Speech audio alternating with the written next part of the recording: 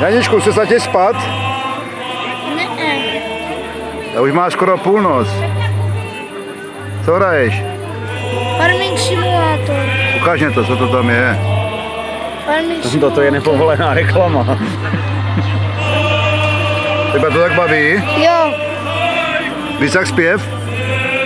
Ne. Tak já se tě chci dostat a...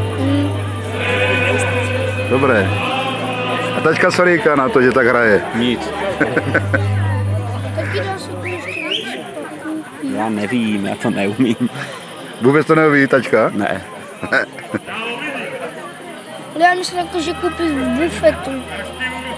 Janičku, a v jakých programech vystupuješ? V Co? pátek a i v sobotu? Ne, v pátek ne. A v sobotu? Jo, U Strýca Rychlíka v programu? to nevím. A se starýma zpěvákama budeš zpívat, víš to? Jo, vím. Tam jsou samé hvězdy. Víš to?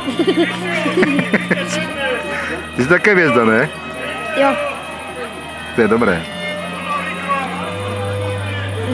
To poznáš tam někoho na té fotce. Ne. Ty poznáš? To jsou loťáci, víš, takže...